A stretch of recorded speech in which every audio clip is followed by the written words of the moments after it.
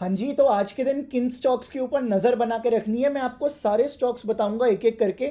तो चलिए स्टार्ट करते हैं। जिन स्टॉक्स के अंदर हमें फ्राइडे को वॉल्यूम बढ़ता हुआ दिखा था, तो सबसे पहला है हमारे पास बीडीएल। सो बीडीएल के अंदर क्यों हमें स्टॉक बढ़ता हुआ दिखा, क्यों इसमें राइज आया, वॉल्यूम क्यों बढ़ता हुआ दिखा, उसके बारे में बात करते हैं। देखिए गाइस, जो बीडीएल के अंदर न्यूज आती हुई दिखी है ना, Bharat dynamic says Indian government approves appointment of Shailesh Wagarwal as CMD. अब ये जो बीडीएल है ना, ये बेसिकली डिफेंस इक्विपमेंट्स में डील करता है। तो डिफेंस के अंदर हमें किसी को भी लेके आना या किसी को भी निकालना है ना, उसके लिए अप्रूवल लगेगा सरकार का। तो सरकार ने ना नए सीएमडी के लिए अप्रूवल दे दिया है। और इसी वजह से जो हमें बीडीएल के अंदर 27 मई के डाउन्स थे ना, जिस वजह से बीडीएल काफ़ी ज़्यादा डाउन आया था 27 मई के बाद, वो वाला गैप हमें कवर होता हुआ दिखा। और उसके बाद एक नई रैली की शुरुआत होती हुई दिख रही है बीडीएल के अंदर। तो इसके अंदर हमें प्रॉपर रैली बेस रैली का पैटर्न बनता हुआ दिख रहा है। और अगेन ये वाला जो स्टॉक है, आगे आने वाले टाइम पे डिफेंस सेक्टर की काया पलट करने में लीड कर सकता है। जो डिफेंस सेक्टर में हमें रैली दिख सकती है, कहीं ना कहीं बीडीएल उसमें लीड करता हुआ हमें दिख सकता है। चलिए अगले स्टॉक के बारे में बात करते हैं, एलआईसीआई के बारे में। सो एलआईसीआई के अंदर क्या चल रहा है, इसको भी एक बार चेक कर लेते हैं। मैंने आपको बताया था एलआईसी का इन्वेस्टमेंट किसमें है, एनएससी के अंदर। एनएससी का आईपीओ आ रहा है, इस वजह से एलआईसी के अंदर वो रैली हमें बनती हुई दिख रही है। और फ्राइडे को क्या हुआ, जो थर्सडे के दिन हमें पिछले हाइस का 26 मई का ब्रेकआउट आता हुआ दिखा था ना, अब फ्राइडे के दिन वो सस्टेन होता हुआ दिखा और उसके ऊपर ही हमें स्टॉक जाता हुआ दिखा है। तो आज के दिन क्या देखना चाहिए, हमें देखना चाहिए कि क्या ये जो ब्रेकआउट को सस्टेन किया है, क्या ये एक्चुअल में आज के दिन भी सस्टेन कर पाता है, या फिर इसके अंदर हमें एक ब्रेकडाउन देखने को मिलेगा वापस से। चलिए अब हम दूसरे स्टॉक के ऊपर चलते हैं, भारती एयरटेल के ऊपर। सो भारती एयरटेल के अंदर भी काफ़ी बढ़िया टर्न अराउंड होता हुआ दिखा है हम लोगों को। और जो पूरा टेलीकॉम सेक्टर है ना, इसके लिए काफ़ी ज़्यादा पॉजिटिव न्यूज़ बन गई है। क्या न्यूज़ आई है भारती एयरटेल के अंदर, जो अंबानी जी है ना, उनका जो रिलायंस जियो है, वो क्या कर रहा है, अराउंड $3.8 बिलियन रेज कर रहा है। देखिए गाइस, ये जो टेलीकॉम इंडस्ट्री है ना, इसमें 3 लिस्टेड प्लेयर्स है हमारे पास। पहला है हमारे पास जियो, सेकंड है हमारे पास एयरटेल, थर्ड है हमारे पास वोडा आइडिया। अब इनमें से कोई भी एक अगर पॉजिटिव न्यूज़ लेके आता है ना, तो वो पूरे सेक्टर के लिए पॉजिटिव न्यूज़ बन जाती है 99% ऑफ द टाइम्स। उसका रीज़न क्या है, बिकॉज ये जो सेक्टर है ना, इसके अंदर बहुत कम स्टॉक्स हैं। अब किसी भी एक कंपनी के लिए पॉजिटिव न्यूज़ होती है, चाहे वो अपने प्लान्स को बढ़ा दे, चाहे वो अपने रेट्स इंक्रीज कर दे, चाहे उसको गवर्नमेंट से कोई रिलीफ मिल जाए, तो पूरे सेक्टर के लिए पॉजिटिव हो जाता है। तो इस वजह से हमें अभी भारतीय एयरटेल के अंदर भी रैली बेस रैली का पैटर्न बनता हुआ दिख रहा है और ऊपर की साइड ये स्टॉक जाता हुआ दिख रहा है हम लोगों को। चलिए अब हम देखते हैं नेक्स्ट स्टॉक नायका।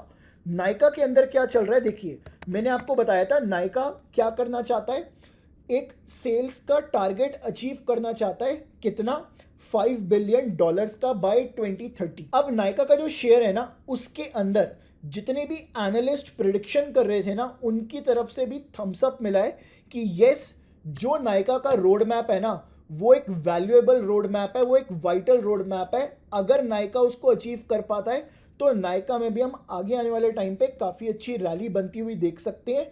और नायका जो एक्सटेंड कर रहा है ना अपनी ब्रांचेस इंडिया के बाहर, वो भी एक बहुत बड़ा पॉजिटिव साइन बनता हुआ दिख रहा है। चलिए अगला है अदानी एंटरप्राइजेस। अदानी एंटरप्राइजेस में क्या हो रहा है, इसको भी एक बार चेक कर लेते हैं। बेसिकली कुछ टाइम पहले न्यूज़ आई थी कि अदानी सोच रहे हैं एआई में इन्वेस्ट करने के लिए, और एआई में अलायंस भी बना लिए, किसके साथ, जबेल के साथ। सो बेसिकली अदानी एंटरप्राइजेस के अंदर या फिर जितने भी अदानी स्टॉक्स है ना, अगर उनमें एआई बेसिस पे कुछ भी हमें रैली देखने को मिलती है, तो मेरा मानना यह है कि वो एक बहुत पॉजिटिव रैली हो सकती है और आगे आने वाले टाइम पे वो एक काफ़ी अच्छे सपोर्ट्स की तरह भी काम करती हुई दिख सकती है। सो चलिए अगले स्टॉक के बारे में बात करते हैं जिनके ऊपर नज़र बना के रखनी चाहिए, डी मार्ट। सो डी मार्ट भी वापस से न्यूज़ में आ रहा है। एज सच इसके अंदर कोई न्यूज़ नहीं है, but yes pattern based breakout हमें देखने को मिला था। देखते हैं क्या ये आज के दिन भी इसको सस्टेन कर पाता है या फिर नहीं करता। नेक्स्ट स्टॉक है हमारे पास कोफोर्ज। सो कोफोर्ज के अंदर हम लोग रेगुलरली देख रहे हैं कि येस कोफोर्ज एक पॉजिटिव टेरिटरी में एंटर कर रहा है और इसके टारगेट्स भी हमें काफ़ी सारी सर्विसेज की तरफ से आते हुए दिखे हैं। मोतीलाल ओसवाल, साथ ही साथ आईसीआईसीआई सिक्योरिटीज़ और प्रभुदास लीलाधर, इन तीनों की तरफ से टारगेट्स आते हुए दिखे हैं हमें ऊपर की साइड से। 1690, 1900 और 2020 हमें देखने को मिला प्रभुदास लीलाधर की तरफ से। चलिए अगला स्टॉक है बजाज ऑटो। बजाज ऑटो अगर चलने लग जाए तो साथ ही साथ ऑटो सेक्टर के अंदर भी हमें एक रीबाउंड का कैंडिडेट हो सकता है ये। और ऑटो सेक्टर को अगर रीबाउंड करना है ना तो बजाज ऑटो का चलना बहुत ज़्यादा ज़रूरी है। अब देखते हैं बजाज ऑटो के अंदर क्या न्यूज़ आई है। Bajaj auto announces record date for 5633 crore shares buyback. मतलब इस बजाज ऑटो का बायबैक आ रहा है। अब किस रेट पे बायबैक आएगा वो मैं आपको अपडेट करता रहूँगा, बट लेट्स सी इसके अंदर और आगे के दिन क्या न्यूज़ बनती हुई दिखती है। बट अभी के लिए बायबैक की न्यूज़ की वजह से बजाज ऑटो में एक्शन बनता हुआ दिख रहा है हम लोगों को। Next stock is Wipro. So IT sector का टर्न अराउंड हो रहा है, तो क्या विप्रो का भी टर्न अराउंड हो रहा है, इसको चेक कर लेते हैं। देखिए गाइस आज विप्रो नीचे खुला था, ठीक है, फ्राइडे के दिन विप्रो नीचे खुला था और देखते हैं आज क्या ये इंपॉर्टेंट सपोर्ट्स को होल्ड कर पाता है या फिर नहीं कर पाता। Indian IT stock stumble following US peers as AI resurfaces. देखिए गाइस जितने भी एआई बेस्ड स्टार्टअप्स थे ना वो क्या कर रहे हैं, धीरे धीरे अपने आईपीओ की तरफ बढ़ रहे हैं। जैसे कि आपका जीपीटी हो गया, उसके साथ साथ आपका एंथ्रोपिक हो गया, ये आईपीओ की तरफ बढ़ रहे हैं और इनकी वैल्यूएशंस काफ़ी अच्छी खासी है। और अगर इंडियन बिजनेसेस को इनसे compete करना है ना तो एआई में फुल थ्रॉटल आना पड़ेगा। तो लेट्स सी इंडियन आईटी आगे आने वाले टाइम पे क्या स्टेप्स लेता है अपने आप को स्टेबल करने के लिए। Next stock is Amber. So एक बार एम्बर को भी चेक कर लेते हैं। एम्बर के अंदर भी हमें पॉजिटिव एक्शन बनता हुआ दिख रहा था कुछ टाइम से, बट फ्राइडे के दिन इसमें बिकवाली आती हुई दिखी। अब क्यों आई? Motilal Oswal prefers Amber and Dixon, stays cautious on Bata. देखिएगा इस मोतीलाल ओसवाल ने बोला है कि एम्बर और डिक्सन के ऊपर वो काफ़ी ज़्यादा पॉजिटिव है, बट जो बाटा है ना उसके ऊपर कॉशन की राय है। किसकी तरफ से? मोतीलाल ओसवाल की तरफ से। तो हमें क्या करना चाहिए? एम्बर के ऊपर फोकस करना चाहिए, डिक्सन के ऊपर फोकस करना चाहिए, बिकॉज डिक्सन में भी एक काफ़ी अच्छी रैली बनती हुई दिखी थी काफ़ी टाइम के बाद। सो एक बार डिक्सन को भी चेक कर लेते हैं।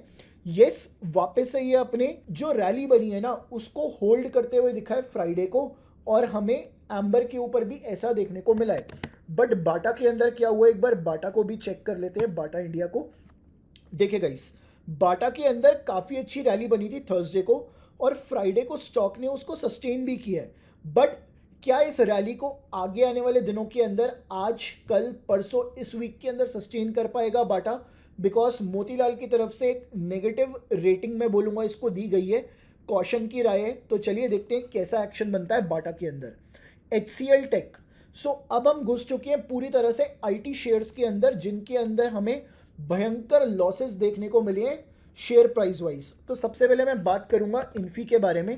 क्या हुआ है ऐसा इतना बड़ा गैप डाउन और साथ ही साथ इतनी बड़ी बिकवाली हमें देखने को मिली है इन्फोसिस के अंदर? क्या न्यूज़ आई है एक बार चेक करते हैं। Nifty IT recovers from 6% fall, still ends 3.7% down. Infosys sinks 7%, leads losses after Accenture shock.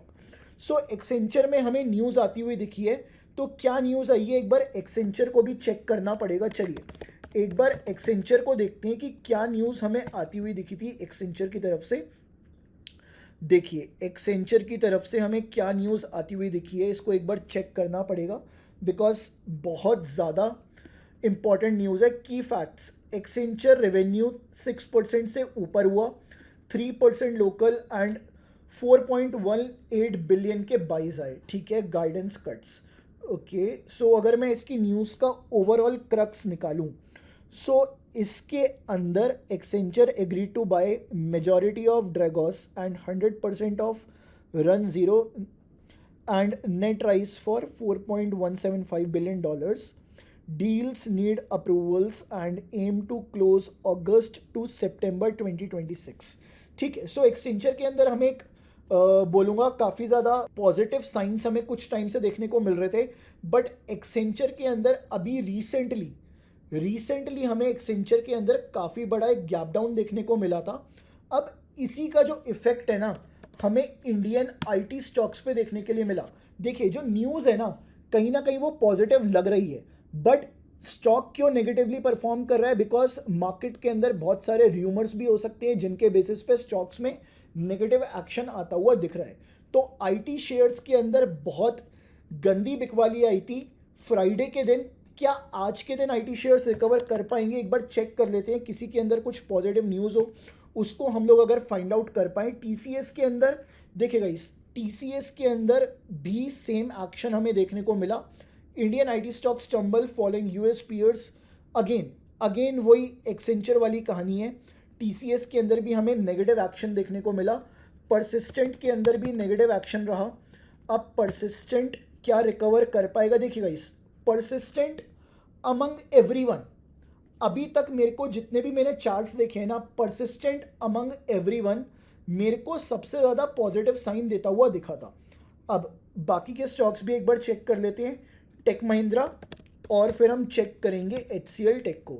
देखिए टेक महिंद्रा में भी काफ़ी अच्छा साइन है, बट जो ये अपने लॉस थे ना, जो गैप भरने वाले लॉस थे, उनके ऊपर क्लोजिंग नहीं दे पाया है।